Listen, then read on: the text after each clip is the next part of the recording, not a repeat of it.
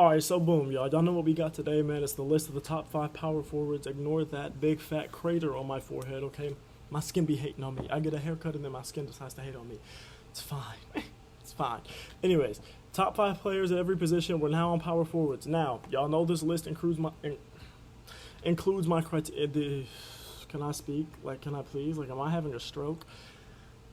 My criteria for this list includes players' stats from last year and last playoffs, and if I were picking a championship team right now, if I was a GM and I wanted to draft players to build a championship team, who would I pick and in what order would I pick them? Now, I'm not going to lie to you, the fact that I included LeBron, who is really a power forward, so the fact that I included like Kawhi and KD in here as power forwards instead of guys who were more like, who have played small forward in their careers and who some people will think of still as small forwards, this is, because of that, this is one of the top, this is probably the most stacked position of this entire series. Like, center is going to have some top-end talent, point guard has some top-end talent, point guard was really stacked, and center is going to be really stacked, but this, bro, in no other list is there 5 guys that are all top 10 to 12 players except for this ranking position right here. Power forwards, all 5 of these guys, in my personal opinion, are top 10 to 12 players in the league.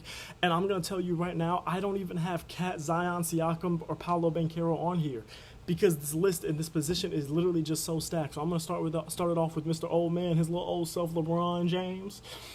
At number 5, insane longevity. We already know that. It's already been alluded to in every single video that's ever been talked about LeBron James in the last 2-3 years. Randomly decided last year, hey, you know what? I'm already the greatest player of all time to many. I'm going to go ahead and shoot 41% from 3 in my 20th year, 21st year, whatever it was. Come again, brother? You did, huh? Defense has gone down. Now, that's expected. He is 40 years old. He's about to be 40 on New Year's Eve. He is 40 years old. It's especially the lateral quickness has really gone down. But he's still a freak athlete. He still has that strength. He still has that size. He can still be a pest, especially against bigger guys that are like 3-4, the guys that aren't too laterally quick. Like, he can still guard those guys. He can still stay in front of those guys and be a defensive pest. Now, he's a good off-ball defender too. But he takes a lot of plays off on that defensive end, especially because, one, the team has such a good defense with AD anchoring it that, like, he doesn't need to necessarily always be on that defense, being on that locked in, sitting in the chair type defense. I mean, it would help, but he's also 40 years old, so he has to take a lot of plays off on that end just because of age and the fact that so much is required from him on offense. Now, the emergence of AD, the fact that they have ball handlers on the court with him at all times, like D'Lo, like D'Lo, Austin Reeves, like the fact that they have these guys with him, it does take some of that offensive load off of him, but he still is expected to do a lot as their arguable first best player or second best player. Depends on who you think is better between him and AD, and at this point of their career, I'd say it's very close, but I'd say AD. Still one of the best playmakers in the league. A lot of people, to me, he's one of the best passers ever. I'm not talking about flashy passer. I'm just talking about like pure passer. Like, just can get guys open, can make the passes that need to be made. He's one of the best ever. He's still one of the best in the league to me now. The emergence of guys, like I said, always having guys that are a ball handler on the court with him makes him able to play a lot more off ball. He doesn't have to play that point guard like he was playing 2-3 years ago. He doesn't have to be a lead ball handler on the team. He still can be, and again, because of his playmaking prowess, he still is sometimes. But he's able to play off ball a lot more now, which helps him to get into those catch and shoot, which helps him to be a threat off the drive, off the catch. It's a good situation for him, even though their team needs to get better. I like LeBron at number 5 here as the 5th best power forward, and if he was on the small forward list, he'd be in the top 2 probably, but just off the top of my head from remembering who I have, he'd be in the top 2. He'd probably be number 1. I'd put him above Jaylen Brown. He'd be number 1, but I'm having him as a power forward. Hate me if you want. I don't care. He played power forward last year if you ask me, and I think if you go to like Basketball Reference, I'm pretty sure they'll tell you he played power forward last year too. Anyways, number 4. Now, between 4, 3, and 2, you could really, even Bron, any order you put these 4 guys in, LeBron and then my guy who is number 4, number 3, number 2. Any order you put those 4 guys in, I'm not arguing with you. I'm not mad at it at all. If you have an argument, I respect it. If it's a good argument, I respect it, because honestly, I had a tough time listing them. And like I said, these guys are all top 10 to 12 players in the league right now to me. So it's really grasping at straws. It's really nitpicking to pick between these guys. But at number 4, Kevin Durant, one of the best tough shot makers in the league. To me, he's easily the best tough shot maker in the league among forwards, and maybe among anybody, to be honest with you. Can literally score from anyone on the court with an amazing efficiency. Still one of the greatest scorers in the game right now, and obviously one of the greatest scorers of all time. He's a 40% guy from three-point range, and he has the length to rise up and shoot over anyone, which helps him be, to me, probably the best mid-range scorer in the league right now. Because of his length, because of that handle that's always been pretty good, because of the fact that he can just, and his jump shot is so pure. Like, he doesn't shoot from the chest, he doesn't have to shoot from the side. He just shoots it right above his head, and because of that 7-foot length and that wingspan, he can shoot above anyone, and that helps him be not only a good 40% guy from deep, but to me, the best mid-range scorer in the league. Now, a theme that you've probably noticed in these videos when I talk about guys that are phenomenal mid-range scorers that do a lot of their scoring in the mid-range, they don't generate a ton of open shots because they aren't stretching the defense out a lot. Pause. They aren't making the defense do things that they're uncomfortable doing because they are so good in the mid-range. But with Kevin Durant, the fact that he doesn't really generate open shots for himself, it doesn't matter because he automatically, you can't sag off of him from any point of the court, which automatically means that you're at least got one guy on him at all times. You can't have any help defense off of KD. That automatically makes the team offense better, and he's such a good scorer. It doesn't matter that he can't generate open shots because he shoots with such a great efficiency from any spot on the court that he doesn't have to generate open shots. He can just shoot over you. Now, to some of the faults. Well, he's still a solid rebounder. Solid. Not great. Solid. Okay, now, for some of the faults. They've been showing the last few years in these playoffs, getting swept in back-to-back years. I'm pretty sure he didn't make they didn't make the playoffs last year, but they were swept. Am I tripping? They did make the playoffs last year. They were swept 2 out of the last 3 playoff appearances. The one in Brooklyn when the Celtics went to the finals in 2022, and then last year they made it out of the first round, lost in the second round or something like that, I want to say. They made it out of the first round, lost to Denver in the second round. That makes sense. Not last year, 2 years ago. And then last year, the season that just finished up, they got swept by Minnesota in the first round, which was crazy. That's always not good, and when this is a list that has criteria like, hey, if I'm picking a guy to win a championship, who do I want? There are the 3 guys I have above him. I'd probably pick over him. Probably. Again, the debates are endless, but probably. Arguably, I'd probably pick Braun too. But, it's stats are part of it too and everything like that, so it's tough. It really gets tough when you get up to these top-end guys.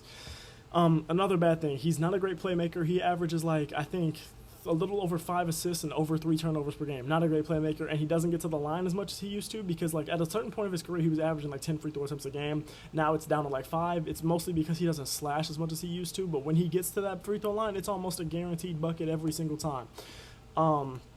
Now we go to number 3, another old guy. We're starting off with 3 old guys, but then we get to a younger guy and then a guy that's middle age for the NBA.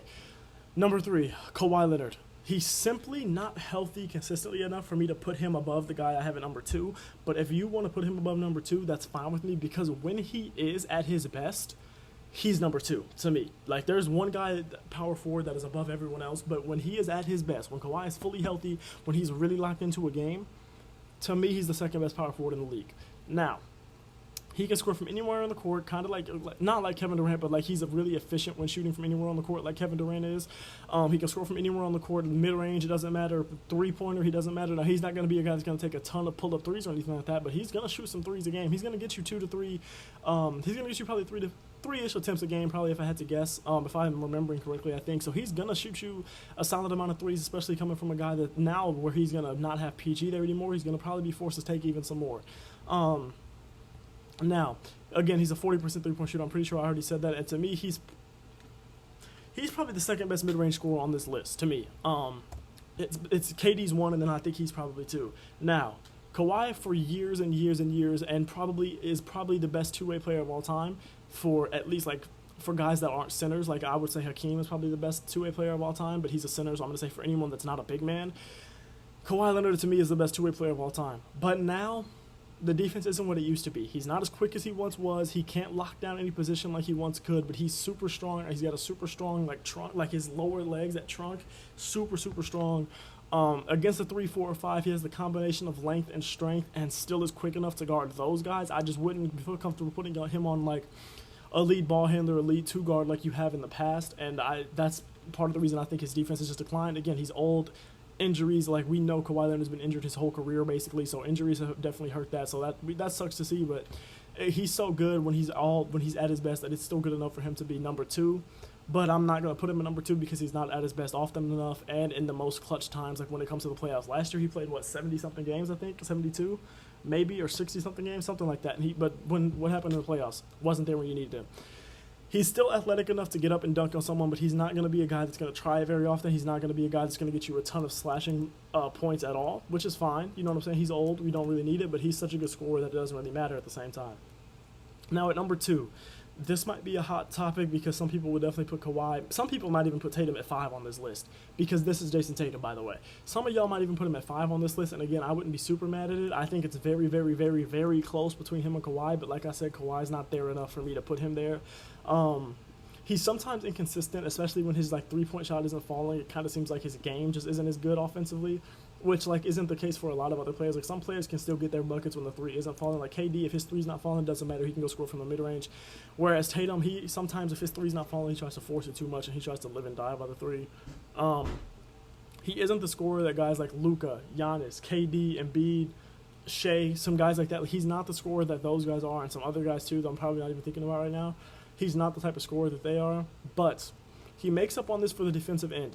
On the defensive end, his strength, his size, his length, his quickness, it makes him a very, very good and very, very versatile defender. He's a phenomenal playmaker as well, which helps him a lot. Like he's going to be a guy, he might not average a ton of assists, but if you watch the Celtics, you know that he is probably the best playmaker on that team. The problem, though, sometimes, like I said, he settles for too many pull-up. He settles for too many sidestep threes, pull-up or sidestep threes, especially when he has a favorable matchup that he could exploit. I noticed this a lot in the playoffs, but I've also noticed this just throughout his career. If he has a small guard on him that he could back down or a big that he can beat to the rim, there's far too many times that he takes a low percentage shot when he could get to the rim and either in 2 different ways. He could back him down or he can just beat the big to the rim. Like, it doesn't matter. It's the matchups on him.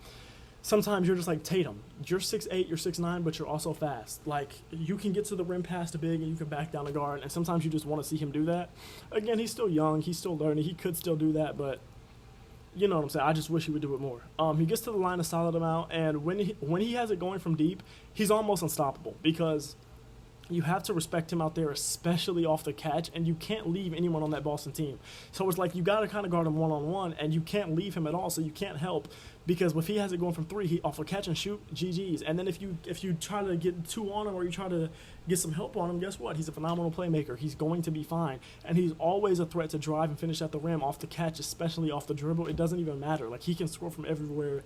When he has it going, I think that's the reason I put him at 2, I think, is because when he has it going, he really, really is genuinely unstoppable offensively. And he's such a good defender. He's at this point of his career, he's such a good rebounder. He's such a good playmaker that it's like, I kind of had to put him at 2, especially with Kawhi isn't being as healthy. But if you put him lower, I'm not mad at it. I would love to hear y'all list, to be honest with you.